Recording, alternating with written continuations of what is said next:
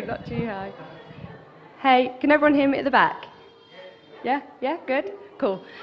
So I kind of feel silly introducing myself to people that I feel like I already know, but there are some new faces that I haven't seen before. So for those of you that don't know me, I'm Claire and I'm from Grow Up Vegan. Basically, that's a blog that I started.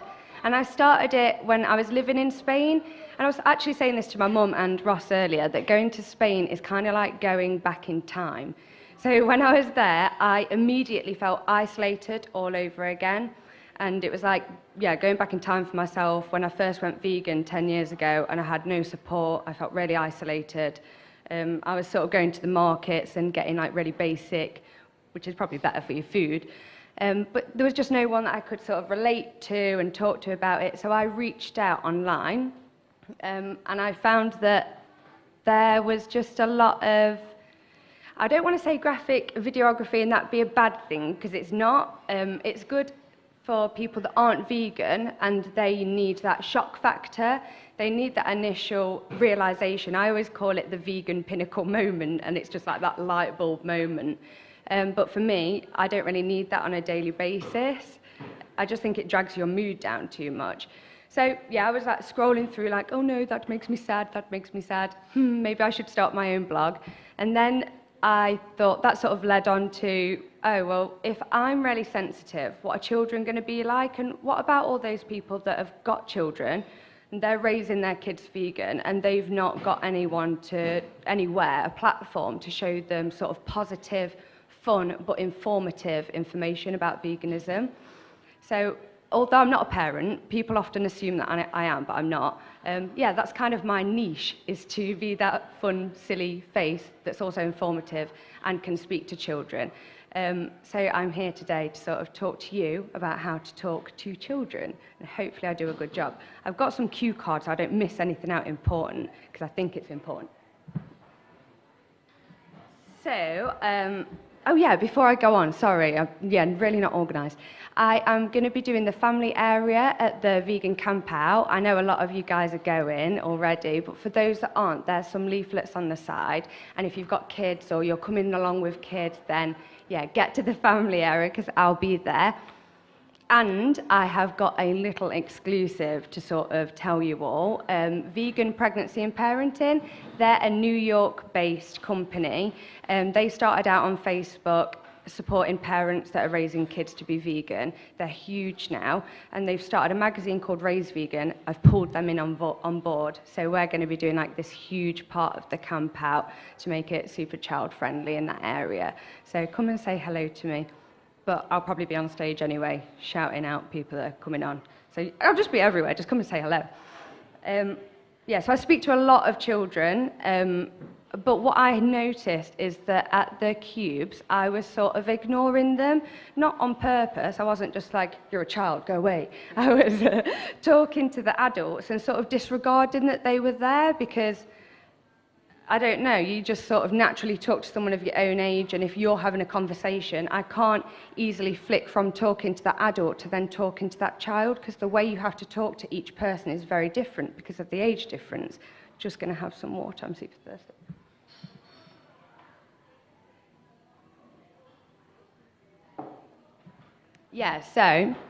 I was ignoring them. And I realised it's because you have to change your terminology depending on the age that you're talking to.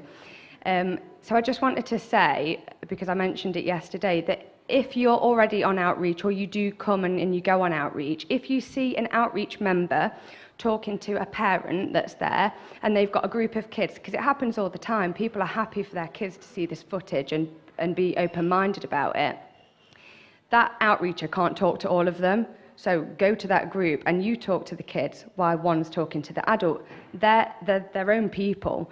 They've also got the right to make their own decision. And we're missing a lot out by sort of accidentally ignoring them because we're focusing talking to the parents. But I know that, I've got children in my family that have made their own minds up. We've not told any of the kids in my family to go vegan. They've all decided it themselves because that's what we'd prefer to let them do, come to their own decision. So I think that's important not to miss that out at the cubes.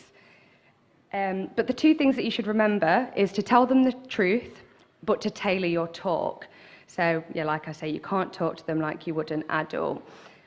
So I'll just go through like the different age brackets and how I interact. This is all from my own personal experience. I'm not saying that I'm a complete expert. It's just that what I've found to work for me over the years. So for infants, and I'd sort of deem that below, again, own experience, my niece's age, so below sort of 7, I'm talking like super totty little kids. If they come up, your body language with them, you want to really give them a lot of a good eye line, even to like crouch down, be on their level, because they have no problem with authority or anything. The most thing that they're worried about is like if someone likes them or not. So you just need to be really, really friendly and crouch down and seem really friendly, which vegans are, so that's not a problem. And questions, they need to be really simple. So, I mean simple, like, do you like animals? And super smiley, nothing harsh. They will get it. They're so in tune still with their compassionate side. And not a lot of words needs to be said to make them sort of make the link. The younger they are, the easier it is. I've found that children are much easier to talk to than adults. They're still in tune with their instinctive vegan ways. They are naturally compassionate. Most of them won't even know that the food they're eating was once an animal. So that alone, just telling them that sentence will be like horrific, but in a good way, not too horrific. So yeah, just a really, really simple explanation for little kids of food once being an animal will have a massive effect, and you don't need to go into any more detail. You don't need to use any graphic language. Yeah, like avoid words like dead and kill and murder. There's just no need for it. The simple truth is enough for that age range. So then junior, like 7 to 12, body language again, open, friendly. This seems a bit weird. I find it easy because I use my hands anyway to talk, but be inclusive with your body language. So if you're referring to something that we do as people, you'd be inclusive. And if you're saying, oh, what I do and what you would do, it's just like, imagine for a child, everything's a story and it needs to be a bit more theatrical. They really work with visuals. So yeah, 7 to 12, junior age, like younger than teenagers. Yeah, just make everything a bit of a story and a good explanation, something for them to visually look at and sort of be drawn into. And you'll be leading the conversation. Again, at that age, usually they have no problem with authority. And if anything, they look up to authoritative figures, so teachers, parents, friends' parents, people that are older, they quite literally look up to and they take lead really, really easily. But make sure you lead with positivity. This dawned on me about 3 years ago when I was sat talking not that that matters. I was sat talking to my niece, and she was 6 at the time. She's been raised vegetarian, but me and my sister are vegan. So we talk about it openly, but not with the like nasty parts of it. And she came in and sat in my room and was speaking with me and just asked me why this and why that. And that was when I first started Grow Up Vegan. So I was telling her what I'm doing. I was saying I want to help other kids like eat like you do and don't cause any harm and whatever. And she looked really bummed out because I was talking about all the negatives, not using any bad words, but still it was all a bit not do this, not cause this to happen. So I said, oh, do you know by you actually being raised vegetarian, you've saved so many animals? And she didn't even know that. Like my sister hadn't thought to say, not putting her down, it just hadn't like come up to say that. So we went on the calculator, you know how you can go on the online calculator and like figure out how many animals you've saved. And all holiday, you know, there's a pool, there's a beach, there's sun, there's all this fun. She's talking about that she saves animals. So yeah, for that age range, like leading with positivity is so much more impactful than telling them the negatives. That will just make them sad. And again, if you're going to ask questions, like do you like animals, ask questions, but they can be led with more emotion. So emotive questions. So do you eat animals rather than just do you like them? Because then that will make them make the link that food is an animal. I better say that I don't want you all to feel bombarded with information. I'm going to write all this up in an article and I'll post it out so you can all get it. And yeah, avoid graphic explanations for junior age. Just checking my time, 1 second.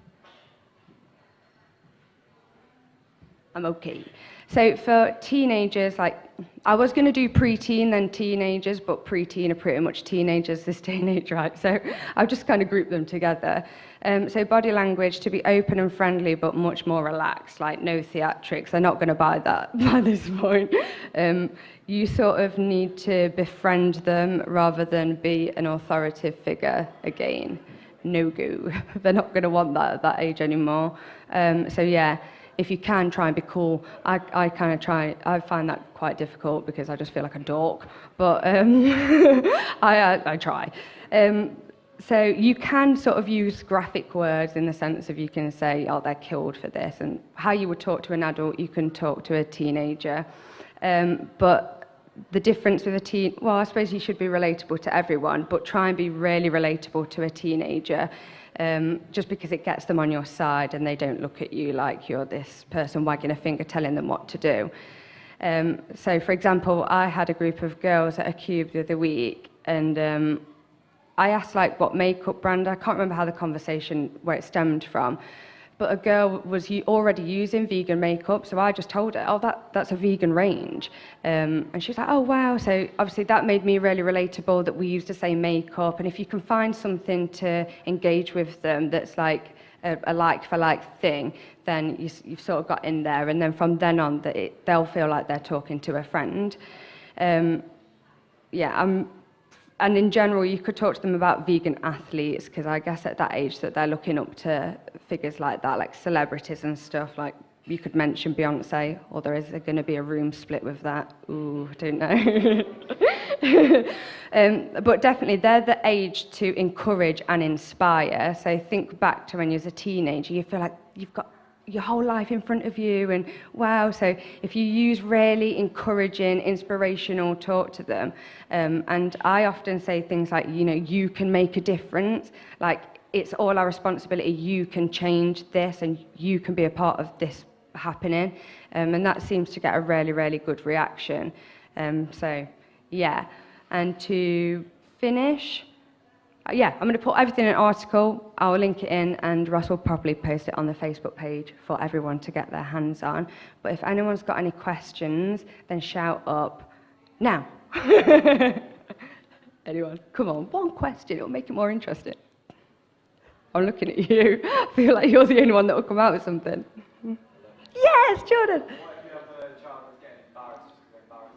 How would you deal with that? A child that what? They just get embarrassed, they're just embarrassed. What, like a sort of pre-teeny teen child? Well, usually they're not on their own, I find, so they're usually in a group. And last time that happened, it was in Bristol. I did the Cube at Bristol the other day. One of them was sort of laughing and being like the cool kid that's been the class clown. So I just went on to the next person. I sort of like giggled with them and then just spoke to the next person. And then when they'd sort of calmed down, flipped and engaged back with them. You just really need to read your audience, I guess. But yeah, that's how I deal with that. Good question, though.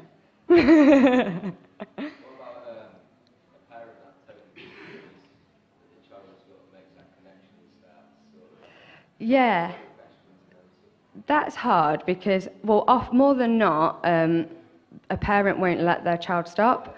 And I've seen that so many times, like a parent will drag them away from viewing the footage, and it's so frustrating because I feel like running out of the cube and saying, but are you going to tell them that the sausage you're giving them later is a pig? But if, I haven't had it, but I guess if the child was connecting and the parent was disagreeing, I would just say to them, because this has been said to me when someone thought I was a parent before, don't you think it's unfair that, this is what they said, don't you think it's unfair that you're not giving them the option to eat meat? I would lead with, you've got to be fair to them and give them the option to either be compassionate or to eat meat. It works both ways. So maybe I just try and get the parent to be open-minded and then ask politely if I could just speak with their child. Like, respect that they're a parent.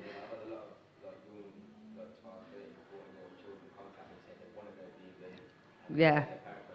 Yeah, me too. I've had a lot of messages like that. That's me done! Yay!